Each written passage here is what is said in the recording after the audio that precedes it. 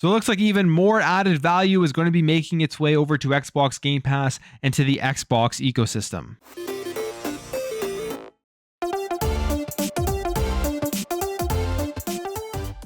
All right, guys, before we get into this, just taking a quick look at my analytics. Looks like over 50% of you who watch are not subscribed. If you enjoy this video, you like what you see, please consider hitting that subscribe button. So as we know, Xbox Game Pass, the best value in gaming, really can't be beat, hasn't been beat yet.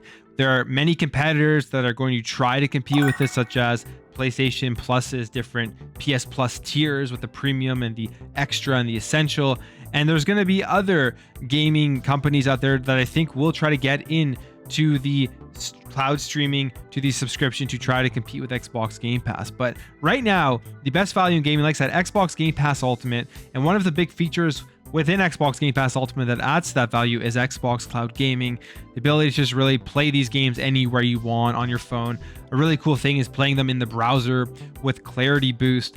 But they are continuing to add more value with just added features that I think are going to really incentivize people to stay within the Xbox ecosystem. And that big feature they announced back in June, and that was that Xbox Cloud Gaming will support your game library later this year. And here's what they said. We're excited to share that later this year, it's our intent to roll out the ability for Xbox Game Pass Ultimate members to play from the cloud select games they already own or have purchased outside the Xbox Game Pass library. So that was huge. When they announced this, I was pretty excited about it, and I thought it was just a great initiative, a very smart initiative by Xbox for a couple of reasons. One, I mean, it adds value for the customer. If you're thinking about where you want to purchase your game, you're going to want to stay within the Xbox ecosystem because you buy a game, even if it's not on Game Pass, you can play it on any device that you have. And that alone is going to keep people buying digital, staying within the ecosystem, and probably getting more people to want to sign up to Xbox Game Pass to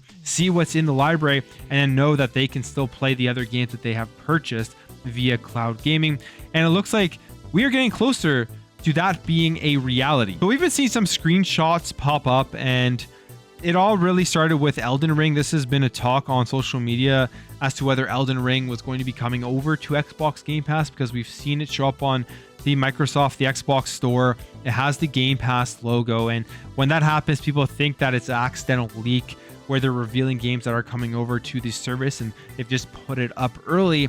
But it looks like that is most likely not the case, and that this is just signifying that they are getting closer to what they had announced back in June, which is being able to play your games library via Xbox Cloud Gaming. As this person here tweets out, PSA, you can add any game ID into the cloud gaming URL and get it to show. I think this confirms this is 100% not about Elden Ring coming to Game Pass, and is about buying and playing non-Game Pass games via Ultimate. And we take a look at some of these pictures here. Dying Light 2 Stay Human has the Game Pass logo, says play with Ultimate.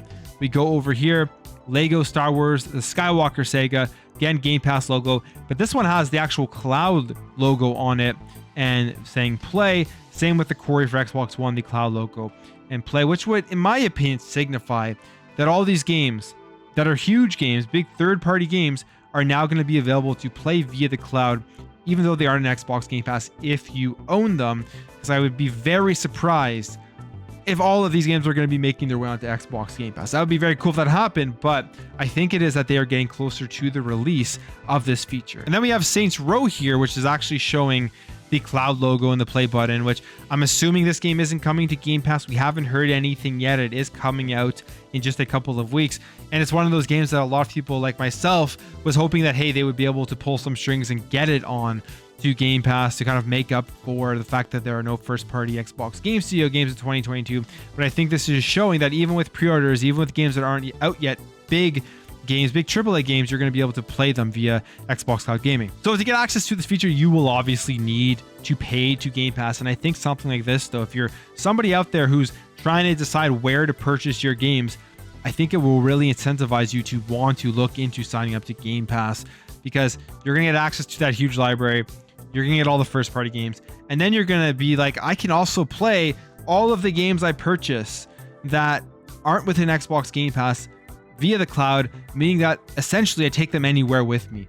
play them on my phone, play them on the browser, play them on my PC, wherever you want. You're going to be able to play every single game within your library. And we know how popular things like the Nintendo Switch are, how much that took off and how much the Nintendo Switch still sells.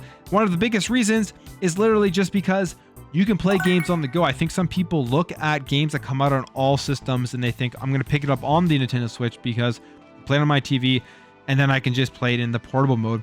And that's essentially what Xbox is doing right now with this, with Xbox Cloud Gaming, is they are allowing people to play games wherever they want.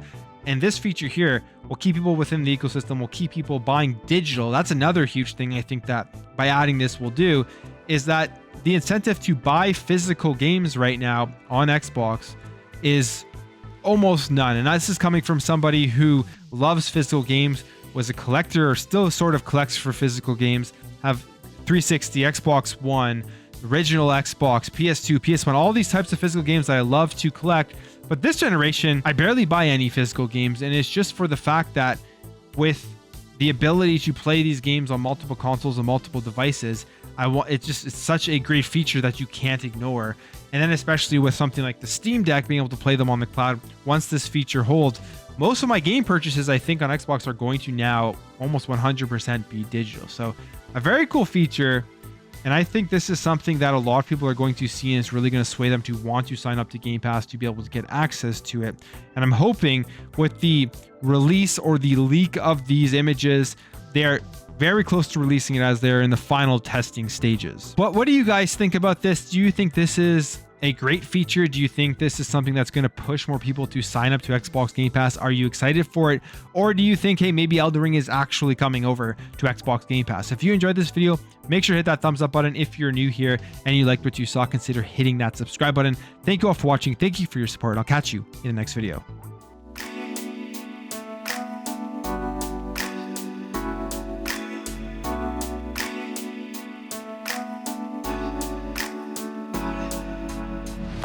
Bye.